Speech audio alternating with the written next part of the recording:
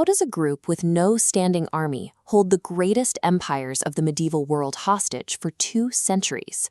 In the 11th century, the Middle East was dominated by massive, heavily armed superpowers, specifically the Sunni Seljuk Empire, the Abbasid Caliphate, and the Fatimids. Hassan is-Sabah was a scholar of the Nizari Ismaili sect, living as an exile with a price on his head. He faced absolute annihilation by these surrounding powers. Sabah's dilemma was simple. Engaging in traditional, symmetric war would result in his sect being slaughtered in a single afternoon. To survive, he rejected the traditional rules of warfare and invented a new geopolitical entity, the non-territorial state. In 1090, Sabah laid the foundation of this strategy by capturing Alamut Castle through infiltration and a cash payment, rather than a bloody siege.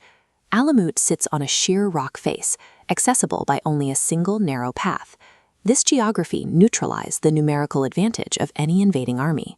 Sabah expanded this concept, bypassing vulnerable flatlands to build a decentralized network of mountain fortresses across Persia and the Levant. These strongholds were logistically independent. Advanced water cisterns and closed valley agriculture allowed them to survive sieges that lasted for years. By replacing vulnerable national borders with rugged geography, Sabah ensured that an empire could not conquer what its army could not physically reach. Marco Polo later popularized the myth that the assassins were drugged with hashish and lured into fake magical gardens to secure their loyalty. However, the climate of Alamut is harsh and snowy, and Sabah himself was an ascetic who strictly enforced Islamic laws against intoxication. The real psychological weapon was a doctrine called talim, which demanded absolute, unquestioning intellectual and physical obedience to the imam. Operatives spent years mastering foreign languages, disguise, and the psychological patience required for deep cover infiltration. The sect's power came from highly educated, disciplined operatives whose ideological devotion was more effective than any narcotic. These operatives, known as the Fida'in, bypassed the battlefield to enter royal courts as guards or monks, acting as medieval sleeper cells. In 1092, they executed their most impactful strike, the assassination of the Seljuk vizier Nizam al-Mulk, the architect of the enemy empire. These assassinations were carried out in broad daylight, often on Fridays in major mosques, to ensure the largest possible audience. This public violence was a broadcast. It signaled that the sect's reach was inescapable, regardless of the target's rank or protection. The effect was paralyzing. Records describe military commanders who began sleeping in chainmail armor out of constant paranoia. Sabah engineered a system of asymmetric leverage.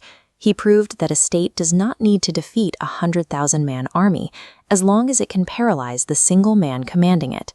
For nearly 2 centuries, this system successfully deterred Seljuks and Crusaders, even forcing a truce with Saladin. But asymmetric leverage only works against political structures that rely on leadership and negotiation. It failed against an enemy seeking pure annihilation. In 1256, the Mongols under Hulagu Khan arrived. They ignored political deterrence and used heavy siege weapons to completely destroy Alamut and its scientific library. Shortly after, the Mamluk Sultan Baybars captured the remaining Syrian branches, ending the political existence of the non-territorial state. While the fortresses fell, the Nizari Ismaili sect survived. Led by the Aga Khan, the community has transitioned from medieval defense to global humanitarian development. The invention of Hassan Sabah was the asymmetric warfare playbook, a strategy of decentralized networks and targeted deterrence that forced even the largest empires to negotiate with a shadow.